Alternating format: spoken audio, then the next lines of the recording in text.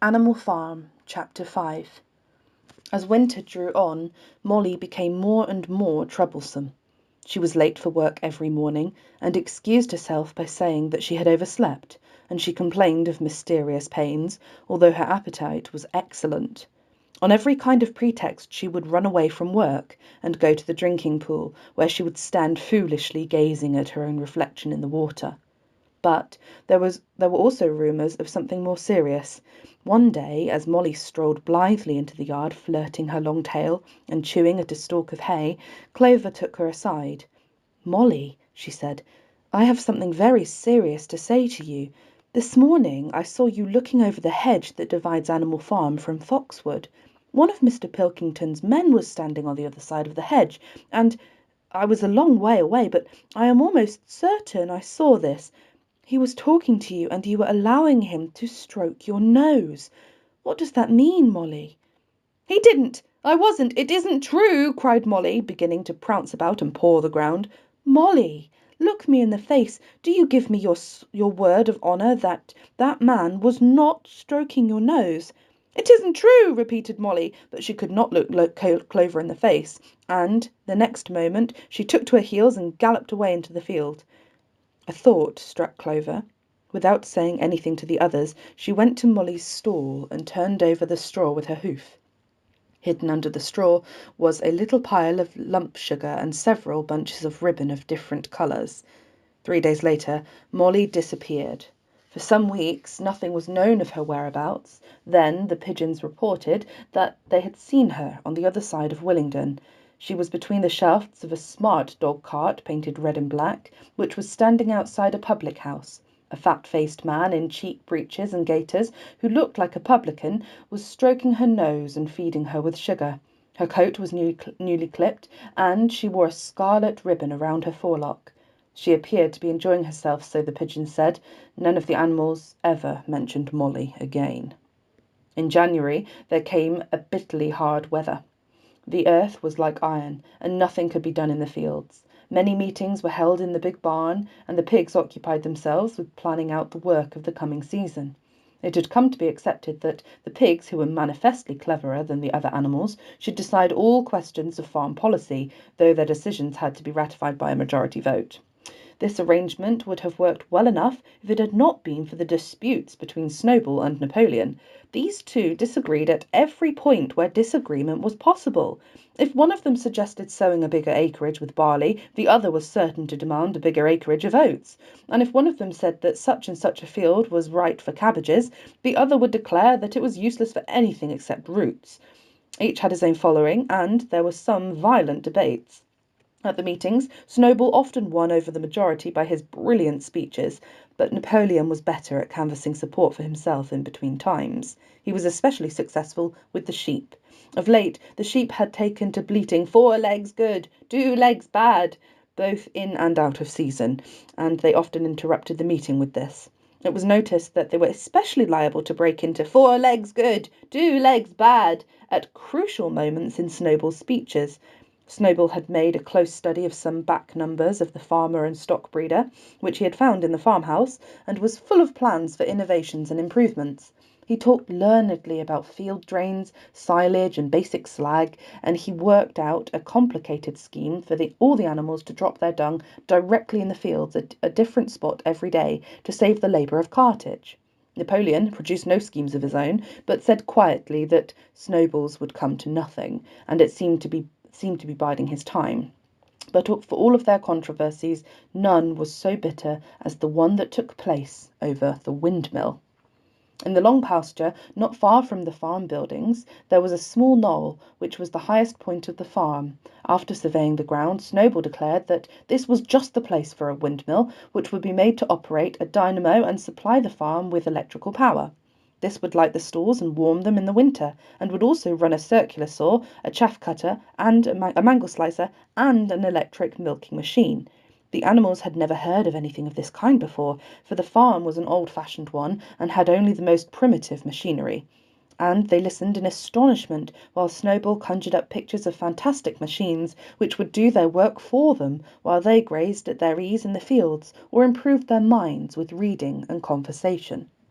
Within a few weeks, Snowball's plans for the windmill were fully worked out. The mechanical details came mostly from 3 books which had belonged to Mr. Jones: 1000 Useful Things to Do About the House, Every Man His Own Bricklayer, and Electricity for Beginners. Snowball used as his study a shed which had once been used for incubators and had a smooth wooden floor suitable for drawing on. He was closeted there for hours at a time, with his books held open by a stone, and with a piece of chalk gripped between the knuckles of his trotter. He would move rapidly to and fro, drawing in line after line and uttering little whimpers of excitement. Gradually the plans grew into a complicated mass of cranks and cog-wheels covering more than half the floor, which the other animals found completely unintelligible but very impressive. All of them came to look at Snowball's drawings at least once a day. Even the hens and ducks came, and were at pains not to tread on the chalk marks. Only Napoleon held aloof. He had declared himself against the windmill from the start. One day, however, he arrived unexpectedly to examine the plans. He walked heavily round the shed, looked closely at every detail of the plans, and snuffed at them once or twice, then stood for a little while, contemplating them out of the corner of his eye. Then he suddenly lifted his leg, urinated over the plans, and walked out, without uttering a word. The whole farm was deeply divided on the subject of the windmill. Snowball did not deny that to build it would be a difficult business. Stone would have to be quarried and built up into walls, then the sails would have to be made, and after that there would be need for dynamos and cables. How these were to be procured, Snowball did not say, but he maintained that it could all be done in a year, and thereafter he declared so much labour would be saved that the animals would only need to work 3 days a week. Napoleon, on the other hand, argued that the great need of the moment was to increase food production, and that if they wasted time on the windmill they would all starve to death. The animals formed themselves into 2 factions under the slogans "Vote for Snowball and the 3-day week" and "Vote for Napoleon, the full manger."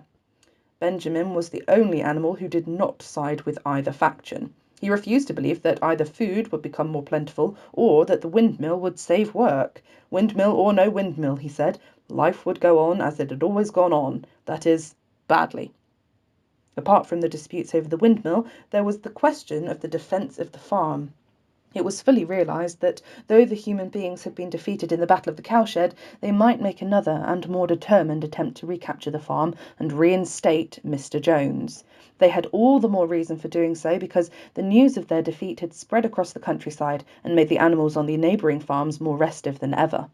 As usual, Snowball and Napoleon were in disagreement. According to Napoleon, what the animals must do was to procure firearms and train themselves in the use of them. According to Snowball, they must send out more and more pigeons and stir up rebellion among the other animals on the other farms. The one argued that if they could not defend themselves, they were bound to be conquered. The other argued that if rebellions happened everywhere, they would have no need to defend themselves. The animals listened first to Napoleon, then to Snowball, and could not make up their minds which was right. Indeed, they always found themselves in agreement with the one who was speaking at the moment. At last the day came when Snowball's plans were completed. At the meeting on the following Sunday, the question of whether or not to begin work on the windmill was to be put to the vote. When the animals had assembled in the big barn, Snowball stood up and, though occasionally interrupted by bleating from the sheep, set forth his reasons for advocating the building of the windmill. Then Napoleon stood up to reply. He said very quietly that the windmill was nonsense, and that he advised nobody vote for it, and promptly sat down again. He had spoken for barely 30 seconds, and he seemed almost indifferent as to the effect he produced. At this, Snowball sprang to his feet and, shouting down the sheep, who had begun bleating again, broke into a passionate appeal in favour of the windmill. Until now the animals had been about equally divided in their sympathies, but in a moment Snowball's eloquence had carried them away. In the glowing sentences he painted a picture of Animal Farm, as it might be when the sordid labour was lifted from the animals' backs. His imagination had now run far beyond chaff cutters and turnip slicers. Electricity, he said, could operate threshing machines, ploughs, harrows, rollers and reapers and binders, besides supplying every stall with its own electric light, hot and cold water, and an electric heater. By the time he had finished speaking, there was no doubt as to which way the vote would go. But just at this moment Napoleon stood up and, casting a peculiar sidelong look at Snowball, uttered in a high-pitched whimper of a kind no one had ever heard him utter before. At this, There was a terrible baying sound outside, and 9 enormous dogs wearing brass-studded collars came bounding into the barn. They dashed straight for Snowball, who only sprang from his place just in time to escape their snapping jaws. In a moment he was out of the door and they were after him. Too amazed and frightened to speak, all the animals crowded through the door to watch the chase. Snowball was racing across the long pasture that led to the road. He was running as only a pig can run, but the dogs were close on his heels. Suddenly he slipped, and it seemed certain that they had him. Then he was up again, running faster than ever, and then the dogs were gaining on him again. But but all of them closed his jaws on Snowball's tail, but Snowball whisked it free just in time. Then he put on an extra spurt, and with a few inches to spare, slipped through a hole in the hedge, and was seen no more. Silent and terrified, the animals crept back into the barn. In a moment the dogs came bounding back. At first no one had been able to imagine where these creatures came from, but the problem was soon solved. They were the puppies whom Napoleon had taken away from their mothers and reared privately. Though not yet full grown, they were huge dogs, and as fierce looking as wolves. They kept close to Napoleon. It was noticed that they wagged their tails to him in the same way that other dogs had been used to do to Mr. Jones. Napoleon, with the dogs following him, now mounted onto the raised portion of the floor where Major had previously stood to deliver his speech. He announced that from now on the Sunday morning meetings would come to an end. They were unnecessary, he said, and wasted time. In future, all questions relating to the working of the farm would be settled by a special committee of pigs presided over by himself. These would meet in private and afterwards communicate their decisions to the others. The animals would still assemble on Sunday mornings to salute the flag, sing Beasts of England, and receive their orders for the week. But there would be no more debates. In spite of the shock that Snowball's expulsion had given them, the animals were dismayed by this announcement. Several of them would have protested if they could have found the right arguments. Even Boxer was vaguely troubled. He set his ears back, shook his forelock several times, and tried hard to marshal his thoughts. But in the end he could not think of anything to say. Some of the pigs themselves, however, were more articulate. 4 young porkers in the front row uttered shrill squeals of disapproval, and all 4 of them sprang to their feet and began speaking at once. But suddenly the dogs sitting round Napoleon let out deep menacing growls, and the pigs fell silent and sat down again. Then the sheep broke out into a tremendous bleating of 4 legs good, 2 legs bad, which went on for nearly a quarter of an hour and put an end to any chance of discussion. Afterwards, Squealer was sent round the farm to explain the new arrangements to the others. "Comrades," he said, "I trust that every animal here appreciates the sacrifice that Comrade Napoleon has made in taking this extra labour upon himself. Do not imagine, comrades, that leadership is a pleasure. On the contrary, it is a deep and heavy responsibility. No one believes more firmly than Comrade Napoleon that all animals are equal. He would be only too happy to let you make your decisions for yourselves, but sometimes you might make the wrong decisions, comrades, and then where would we be? Suppose you had decided to follow Snowball with his moonshine of windmills. Snowball, who, as we now know, was no better than a criminal." "He fought bravely at the Battle of the Cowshed," said somebody. "Bravery is not enough," said Squealer. "Loyalty and obedience are more important. And as to the Battle of the Cowshed, I believe that the time will come when we shall find that Snowball's part in it was much exaggerated. Discipline, comrades, ironclad discipline. This is the watchword for the day. One false step and our enemies should be upon us. Surely, comrades, you do not want Jones back?" Once again this argument was unanswerable. Certainly the animals did not want Jones back. If the holding of debates on Sunday mornings was liable to bring him back, then the debates must stop. Boxer, who had now had time to think things over, voiced the general feeling by saying, "If Comrade Napoleon says it, it must be right," and from then on developed the maxim, "Napoleon is always right," and in addition to his private motto of, "I will work harder." By this time the weather had broken and the spring ploughing had begun. The shed where Snowball had drawn his plans of the windmill had been shut up, and it was assumed that the plans had been rubbed off the floor. Every Sunday morning at 10 o'clock the animals assembled in the big barn to receive their orders for the week. The skull of old Major, now clean of flesh, had been disinterred from the orchard and set on a stump at the foot of the flagstaff behind the gun. After the hoisting of the flag, the animals were required to file past the skull in a reverent manner before entering the barn. Nowadays they did not sit all together as they had done in the past. Napoleon, with Squealer and another pig named Minimus, who had a remarkable gift of composing songs and poems, sat on the front of the raised platform, with the 9 young dogs forming a semicircle round them, and the other pigs sitting behind. The rest of the animals sat facing them in the main body of the barn. Napoleon read out the orders of the week in a gruff, soldierly style, and after a single singing of Beasts of England, all the animals dispersed. On the 3rd Sunday after Snowball's expulsion, the animals were somewhat surprised to hear Napoleon announce that the windmill was to be built after all. He did not give any reason for having changed his mind, but merely warned the animals that this extra task would mean very hard work. It might even be necessary to reduce their rations. The plans, however, had been prepared down to the last detail. A special committee of pigs had been at work upon them for the past 3 weeks. The building of the windmill, with various other improvements, was expected to take 2 years.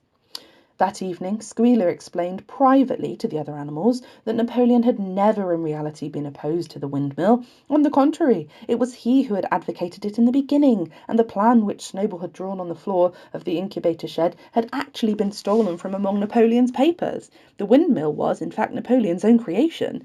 Why, then, asked somebody, had he spoken so strongly against it? Here Squealer looked very sly.